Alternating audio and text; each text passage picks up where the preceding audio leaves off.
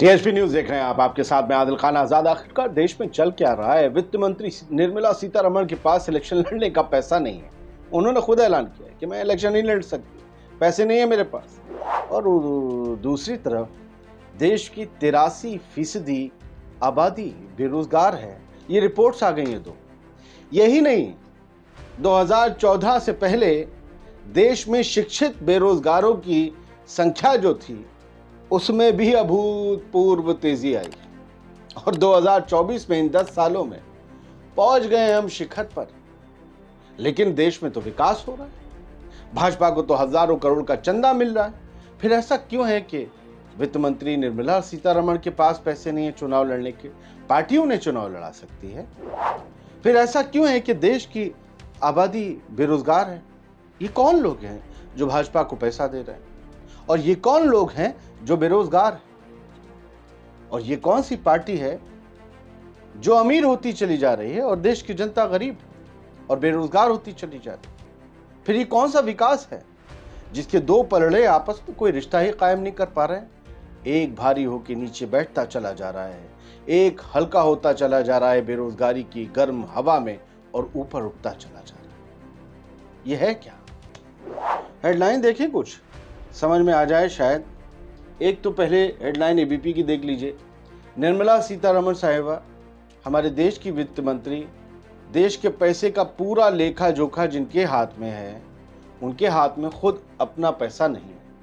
उनका ये कहना है कि मेरे पास पैसा इतना कम है कि मैं चुनाव नहीं लड़ सकती। पार्टी ने उन्हें 2 स्टेट से अपनी मनमाफिक जगह से कि भाई यहां से चुनाव लड़ लो, इसका पूरा मौका दिया।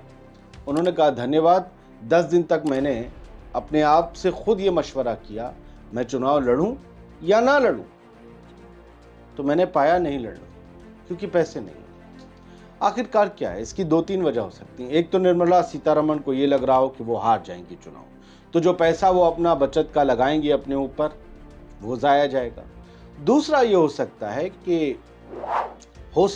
क्योंकि एज अ जर्नलिस्ट हम ऐसा सोच सकते हैं, मे बी माइट बी, कि बीजेपी ने ही निर्मला सीतारमण के साथ ये बात तय की हो कि आप ऐसा कहिए। लोग कह रहे हैं आप ऐसा कहिए कि मेरे पास पैसा नहीं, ताकि बीजेपी उन्हें प्रमोट कर सके। देखिए हमारे नेता और हमारे मंत्री इतने ईमानदार हैं कि उनके पास चुनाव लड़ने का पैसा भी नहीं है। क्योंकि हालिया वक्त में सुप्रीम कोर्ट की वजह से बीजेपी एक ऐसे पचड़े में फंस गई जिससे 10 साल तक वो पाक रही थी कि बीजेपी पर भ्रष्टाचार के आरोप लगने लगे कि उन्होंने इलेक्टोरल बॉन्ड के जरिए जबरदस्त तरीके से चंदा लिया और जिन जिन ने चंदा दिया उन सबको बीजेपी की तरफ से सरकारी हस्ताक्षरों के रूप में कुछ फायदा मिल गया। ये इल्जाम लगे हैं, आरोप लगे हैं। तो क्या उसे काउंटर करने के लिए निर्मला सीतारमण वाली बात है? और क्या बीजेपी उनकी इमेज को लेकर दुनिया में जाएगी, देखिए हम इतने ईमानदारी से काम करते हैं, हमारे पास पैसा नहीं? अगर उनके पास पैसा नहीं है तो फिर मुझे ये बताइए, ये जो बीबीसी की रिपोर्ट में लिखा है इलेक्टोरल बॉन्ड में सबसे ज्यादा चंदा लेने वाली राजनीतिक पार्टियां, यहां पर बीजेपी के पास 6060 करोड़ कैसे हैं और दूसरे पायदान के पास सिर्फ टीएमसी के पास 1609 करोड़। 6060 करोड़ रुपए। कौन है ये लोग जो बीजेपी को ये चंदा दे रहे हैं? क्यों दे रहे हैं? आपने आखिरी बार किसी पार्टी को 1 रुपया भी चंदा कब दिया था? याद कीजिएगा। हिंदुस्तान की हेडलाइन, सिर्फ 10 कंपनियों ने ही भाजपा को दिया 2119 करोड़ का चंदा। सिर्फ 10 कंपनियों ने 2119 करोड़ का चंदा दिया। ऐसा क्यों हुआ? इन कंपनियों को बदले में क्या मिला? इन कंपनियों को मोहब्बत क्या थी बीजेपी से? कोई पता करेगा?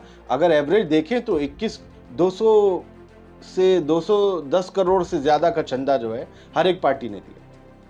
क्यों? वो हर एक कंपनी ने दिया इन 10 कंपनियों में। ऐसा क्यों हुआ? और फिर हम निर्मला सीतारमण पर आ जाए। हेडलाइन कहती है नहीं है पैसे इसलिए नहीं लड़ना चाहती चुनाव। निर्मला सीतारमण का चौंकाने वाला बयान। लेकिन फिर मैं कहूं कि जब वित्त मंत्री के हाथ में पैसा नहीं है तो जनता के हाथ में भी पैसा नहीं है। आइए इंडिया टीवी की हेडलाइन पर, और अब मैं आपको उसका पूरा पैराग्राफ पढ़ के सुना दूं तो आप चौंक जाएंगे।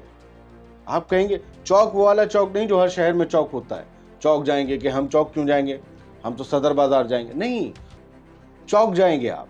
ये देखिए ना हेडलाइन, देश में 83% युवा आबादी बेरोजगार।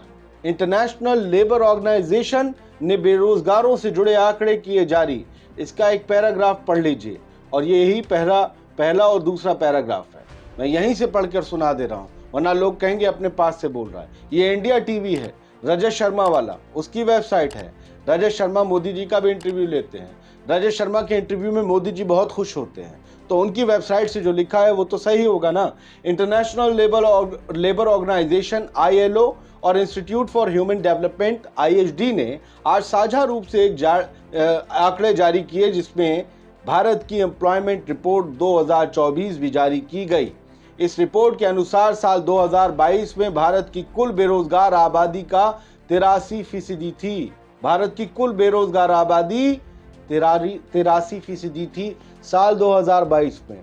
2024 में और बढ़ गई हो नहीं पता, क्या आज 90% है भारत की बेरोजगार आबादी।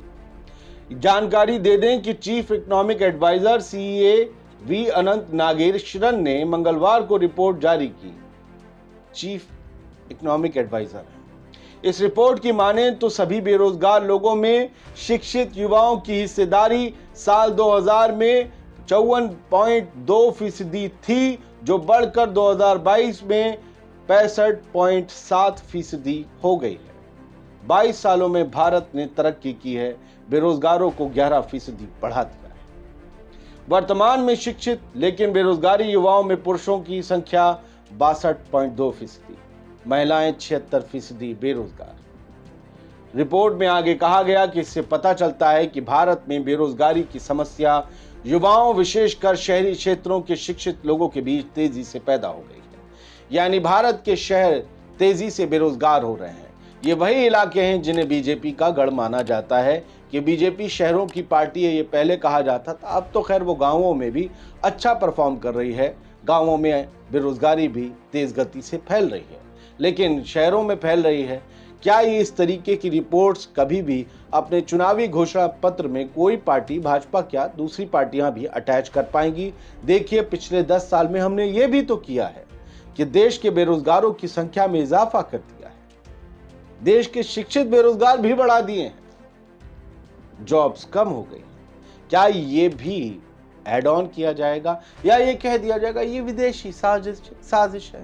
तो मुझे बताएं कि युद्धग्रस्त इलाके इजराइल और यूक्रेन में हमारे देश के नौजवान क्रांतिवीर, अग्निवीर बनकर उनकी जंग लड़ने क्यों जा रहे हैं? लोग कह देंगे कि वहां पर वो रोजगार करने जा रहे हैं।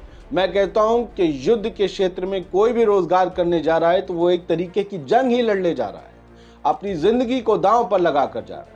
अगर देश में हमारे गंगा जमुना की तरह रोजगारों की भी एक नदियां बह रही थी तो ये सब लोग मौत के दलदल में जाकर क्यों फंस रहे हैं? कोई पूछेगा। वित्त मंत्री के पास वाकई पैसा नहीं है। मैंने पढ़ा तो उनके पास 1 करोड़ से ऊपर का घर है, 35 लाख रुपए जो है उनके पास शायद बैंक में है। हालांकि लोकसभा चुनाव लड़ने के लिए सीमा जो है वो 95 लाख रुपए तक खर्च कर सकते हैं लोग। ये नहीं है कि 95 करने ही है, ऊपर का तो पार्टी भी दे सकती थी। पार्टी तो सबसे मोटी पार्टी है, सबसे मोटी आसामी, क्यों नहीं कर सकती मदद? क्या ये बातें भी काम आएंगी चुनाव में कि देखो देखो हमारे लोग कितने ईमानदार हैं, लेकिन हमारे लोग कितने बेरोजगार हैं? क्या इस पर भी कभी कोई तस्करा होगा? वाह मोदी जी वाह, देश तो बहुत तरक्की पर है और बेरोजगार भी।